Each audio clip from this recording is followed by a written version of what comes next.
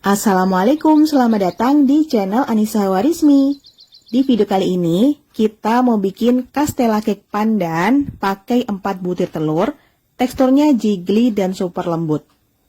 Sebelum ke videonya, buat teman-teman yang belum subscribe, jangan lupa untuk klik tombol subscribe dan nyalakan lonceng notifikasinya supaya teman-teman gak ketinggalan resep terbaru dari Umi. Sekarang langsung aja ke cara pembuatannya. Yang pertama kita akan menyiapkan loyang. Di sini Umi pakai loyang persegi panjang ukuran 18 x 14 cm. Nanti loyangnya akan kita alasi pakai baking paper dan di sini baking papernya sedikit dilebihkan supaya cake-nya lebih mudah dikeluarkan dari loyang setelah matang. Nah, ini loyang dan baking papernya udah siap, bisa kita sisihkan sebentar. Langkah selanjutnya kita akan memisahkan putih dan kuning telur. Di sini Umi sudah siapkan 4 butir telur. Kita pisahkan dengan cara seperti ini aja karena menurutku lebih mudah. Posisi tangan sudah dalam keadaan bersih dan sangat kering, kemudian kita ambil kuning telurnya kayak gini. Usahakan gunakan telur yang fresh, ciri-cirinya putih telurnya masih kental dan sangat mudah dipisahkan dari kuning telur. Nah, di sini sudah kita dapatkan 4 butir kuning telur dan 4 butir putih telur yang sudah terpisahkan. Langkah selanjutnya, kita akan bikin adonan pasta pandan. Pertama, siapkan wadah atau bowl yang bersih dan kering. Masukkan sebanyak 50 ml minyak goreng. Tambahkan 60 gram tepung terigu protein rendah. Aduk dengan whisker, minyak, dan tepung sampai rata. Kalau udah rata, konsistensi adonan agak kental seperti ini. Tambahkan 65 gram santan kental atau di sini Umi pakai 1 saset santan kental. Aduk kembali dengan whisker sampai rata. Nah, ini konsistensi adonannya menjadi sangat kental. Kalau udah, selanjutnya kita ambil 4 kuning telur, kita masukkan secara bertahap, kita aduk dengan whisker, ini ngaduknya perlahan-lahan aja sampai rata, kemudian kita masukkan telur yang berikutnya, kita aduk lagi sampai rata. Kalau udah rata, kita masukkan sisa telurnya, selanjutnya diaduk lagi secara perlahan-lahan sampai benar-benar tercampur rata. Nah, ini adonannya udah benar-benar tercampur rata, teksturnya menjadi cukup kental. Langkah terakhir untuk adonan pasta pandan ini adalah kita tambahkan sebanyak kurang lebih setengah sendok teh pasta pandan, kemudian kita aduk sampai rata. Warna hijaunya terlihat agak gelap, tapi nanti setelah kita campur dengan adonan meringue, warnanya jadi cakep banget.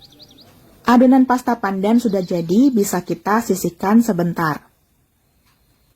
Berikutnya kita akan bikin adonan meringue. Siapkan wadah stainless atau mangkuk kaca. Masukkan 4 putih telur yang sudah kita pisahkan sebelumnya. Kita mixer dengan kecepatan rendah selama kurang lebih 1 menit atau sampai berbusa banyak. Kalau busanya udah banyak kayak gini, tambahkan dengan setengah sendok teh garam. Dan ini posisinya masih kita mixer dengan kecepatan rendah. Selanjutnya tambahkan dengan 1 sendok teh perasan jeruk nipis atau jeruk lemon. Kalau nggak ada bisa diganti dengan cream of tartar atau cuka. Tambahkan 70 gram gula pasir. Di sini gula pasirnya kita tambahkan secara bertahap. Ini tahap yang pertama kita tambahkan, kemudian dimixer dengan kecepatan sedang. Tambahkan di tahap yang kedua, kita mixer sampai tercampur rata dengan kecepatan sedang. Kemudian kita tambahkan di tahap yang ketiga atau tahap terakhir dan tetap kita mixer dengan kecepatan sedang. Dihitung dari gula masuk, total pemixerannya selama kurang lebih 5 menit dengan kecepatan sedang. Tapi untuk lama pemixerannya bisa disesuaikan dengan adonan dan mixer masing-masing. Dan setelah dimixer selama kurang lebih 5 menit dihitung dari gula masuk, ini tekstur adonan meringuenya udah bagus banget. Tekstur adonannya kelihatan licin, halus, dan juga soft peak atau berjambul. Kita ambil kira-kira sepertiga adonan meringue, kita masukkan ke dalam adonan pasta pandan. Aduk perlahan-lahan dengan spatula sampai tercampur rata. Nah, di sini pengadukannya harus perlahan-lahan ya teman-teman supaya adonan meringuenya nggak cepat turun. Kalau udah tercampur rata, kita masukkan campuran adonan ke dalam adonan meringue. Kita masukkan semua campuran adonannya. Nah, kalau semuanya udah masuk, langkah selanjutnya kita aduk dengan menggunakan whisker secara perlahan-lahan. Karena kita nggak pakai bahan pengembang atau pelembut apapun, jadi di sini usahakan pengadukannya perlahan-lahan aja ya teman-teman, supaya adonan meringuenya nggak gampang cair.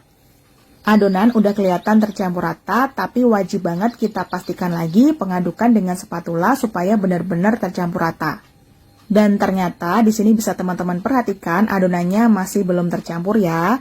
Di sini kita aduk balik dengan spatula secara perlahan-lahan sampai benar-benar tercampur rata. Konsistensi hasil akhir adonannya cukup kental dan berjejak. Adonan sudah jadi, bisa kita masukkan ke dalam loyang yang sudah kita siapkan sebelumnya. Kita tuang perlahan-lahan aja. Kalau semua udah dituang, langkah selanjutnya kita hentak-hentakkan beberapa kali. Hentakkan sambil agak digoyang kayak gini ya teman-teman. Selanjutnya, supaya hasil pori-porinya lebih kecil-kecil dan halus, bisa kita ratakan dengan tusuk sate. Kalau udah rata, ini adonannya sudah siap untuk kita oven. Loyang yang berisi adonan, Umi masukkan ke dalam loyang yang ukurannya lebih besar supaya nanti airnya nggak rembes karena akan kita oven dengan metode au bain-marie. Sebelum adonan dimasukkan, pastikan oven sudah dipanaskan dulu ya teman-teman selama kurang lebih 5-10 menit. Masukkan adonan di rak paling bawah, tambahkan 500 ml air hangat dan kita tuang ke dalam tray. Untuk tinggi airnya sekitar 1 cm ya teman-teman. Langkah selanjutnya, di sini akan kita oven di suhu kurang lebih 140 sampai 150 derajat Celcius selama kurang lebih 60 menit sampai 75 menit. Untuk lama pengovenannya bisa disesuaikan aja dengan adonan dan oven masing-masing. Kalau untuk Umi pribadi, di sini Umi oven di suhu 145 derajat Celcius selama kurang lebih 75 menit atau sampai matang. Dan setelah di oven selama kurang lebih 75 menit, Castella cake pandanya udah jadi. Untuk memastikan cake-nya nggak turun, di sini bisa kita diamkan dulu di dalam oven dalam posisi ovennya mati. Kita diamkan selama kurang lebih 1-2 menit. Kalau dalam 1-2 menit cake-nya masih turun, tandanya masih belum matang, di oven lagi selama kurang lebih 15 menit. Dalam keadaan masih panas-panas, langsung kita keluarkan cake-nya dari loyang. Cara ngeluarinnya jangan dibalik, jadi tinggal kita tarik aja si baking papernya. Buka baking paper secara perlahan-lahan. Nah, ini udah kelihatan Castella cake pandanya sangat lembut dan moist.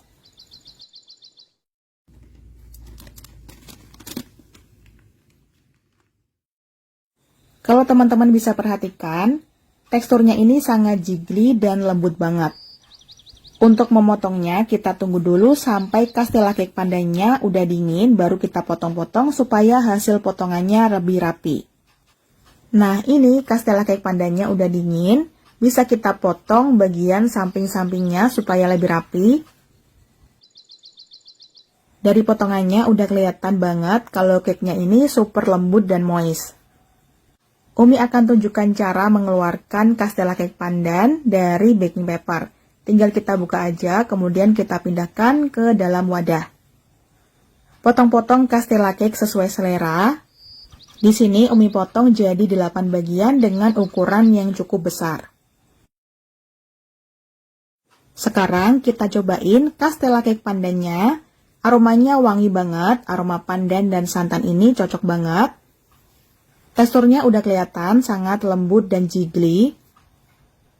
Pori-porinya sangat kecil-kecil dan halus banget. Bismillah.